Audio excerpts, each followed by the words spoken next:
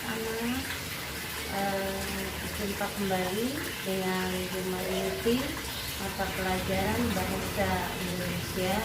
Mudah-mudahan kita semua selalu sehat dan selalu dilindungi oleh Allah Subhanahu wa Ta'ala.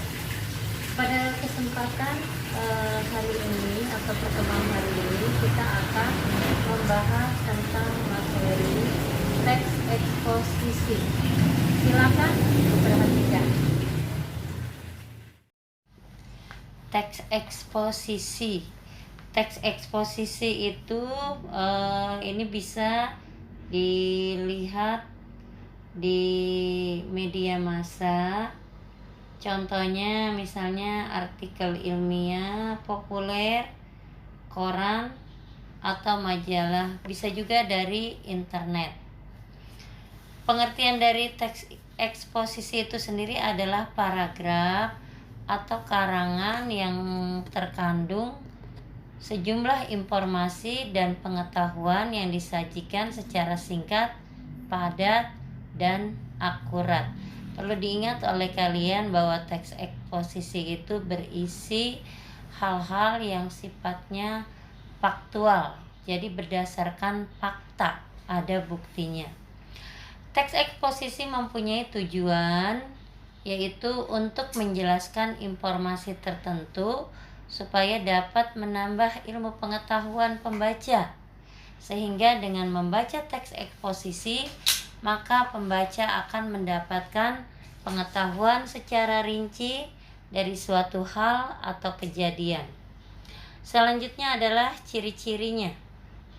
Teks eksposisi juga mempunyai beberapa ciri-cirinya, di antaranya 1. Singkat dan padat, 2. Bersifat informatif, 3. Bersifat penyampaian teks secara lugas, 4. Menjelaskan informasi-informasi pengetahuan, 5. Tidak memihak, berarti tidak memaksakan kemauan dari penulis terhadap pembacanya.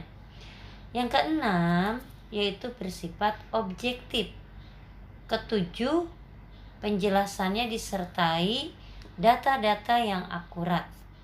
Kedelapan, fakta digunakan sebagai alat konkretasi dan kontribusi. Lalu yang kesembilan adalah umumnya menjawab pertanyaan apa, siapa, kapan, di mana, mengapa, bagaimana. Selanjutnya adalah jenis-jenis teks eksposisi. Dalam jenis-jenisnya juga dibagi menjadi beberapa. Yang pertama adalah eksposisi definisi, yang kedua eksposisi proses, ketiga eksposisi ilustrasi, yang keempat eksposisi laporan, keenam eksposisi perbandingan, keenam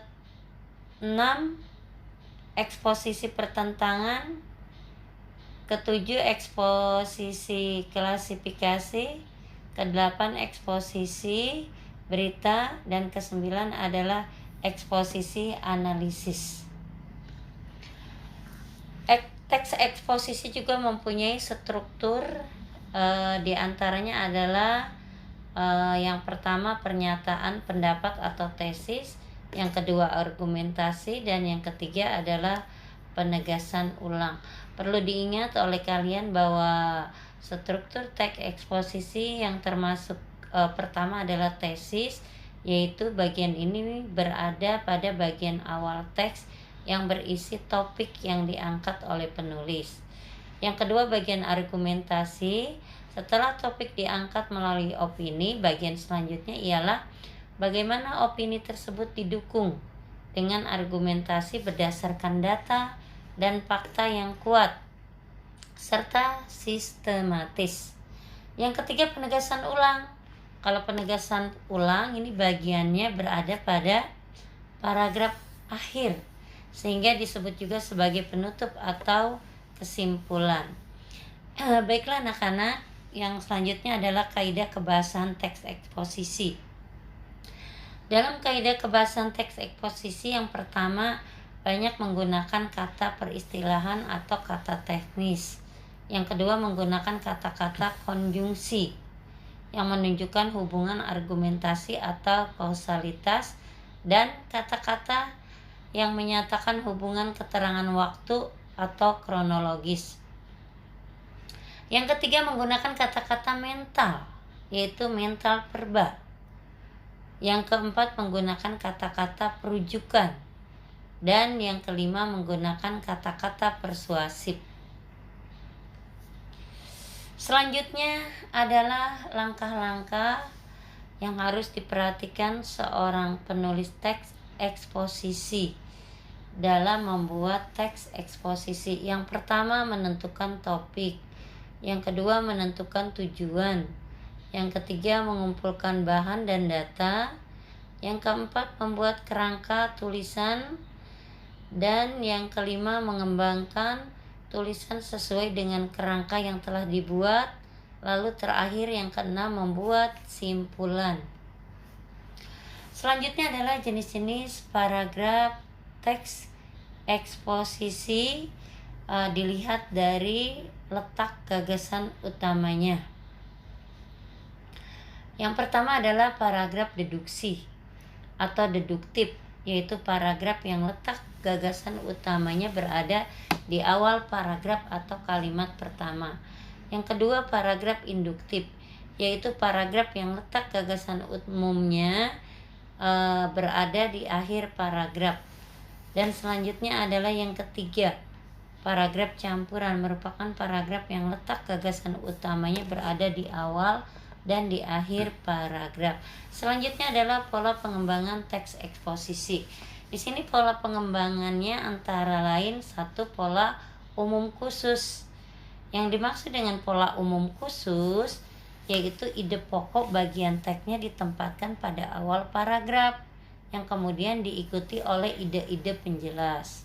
Yang kedua, pola khusus umum. Hal-hal yang bersifat khusus diikuti oleh uraian yang bersifat umum. Nah, bagian terakhir dalam bagian teks ini berfungsi sebagai simpulan. Yang ketiga, pola ilustrasi. Topik gagasan atau pendapat bersifat belum jelas karena merupakan hal umum. Selanjutnya yang keempat, pola perbandingan. Nah, untuk pola perbandingan ini untuk meyakinkan suatu pendapat, kamu dapat melakukan suatu perbandingan benda-benda, keadaan, atau yang lain ditentukan perbedaan ataupun kesamaannya berdasarkan aspek tertentu. Nah, sekarang coba kalian perhatikan ya, contoh dari teks eksposisi. Itu contohnya banyak ya. Kalian bisa membuat paragraf teks, contohnya nih misalnya paragraf teks eksposisi tentang pendidikan, lalu tentang ekonomi, tentang olahraga dan sebagainya. Tetapi ini Ibu ambil adalah tentang alam. Judulnya manfaat lidah buaya. Di sini kalian ingat kembali ya bahwa di dalam struktur teks eksposisi itu kan ada 3 bagian ya. Bagian pertama tesis, bagian kedua argumentasi, dan bagian ketiga adalah penegasan. Nah, lihat yang bagian pertama nih yang termasuk tesis, Ibu bacakan ya. Yang termasuk tesis. Sejak zaman dulu nenek moyang kita telah mengenal manfaat tanaman lidah buaya. Manfaat tanaman ini tidak hanya berguna untuk menyuburkan rambut, akan tetapi juga bermanfaat untuk kesehatan tubuh manusia. Nah, ini kan paragraf pertama nih, tesis ya. Nah, paragraf kedua argumentasi, yaitu isinya, argumen kalian nih ya, nanti dibacakan oleh kamu nih yang termasuk isinya. Selanjutnya yang ketiga adalah penegasan ulang. Nah, yang penegasan ulang itu menegaskan kembali dari isinya tadi. Sudah sangat jelas lidah buaya tidak hanya bermanfaat sebagai ramuan untuk menyuburkan rambut, akan tetapi bisa dijadikan sebagai makanan alami yang sangat menyehatkan. Ternyata alam sangat lengkap menyediakannya untuk kita. Ibu ingatkan kembali ya buat kalian, kalau ini kan memang dibedakan ya, tesis ini, yang argumen ini. lalu yang bagian ketiga penegasan ulang ini. Tapi nanti kalau sudah selesai kamu membuat itu kata tesis, argumen penegasan ulang itu dihilangkan, jadi dijadikan maksudnya satu karangan yang terdiri dari 3 paragraf ya, paham ya. Materi teks eksposisi yang dapat Ibu sampaikan hari ini, mudah-mudahan kalian dapat mengerti, memahaminya. Salam sehat selalu. Bu Akhiri, assalamualaikum warahmatullahi wabarakatuh.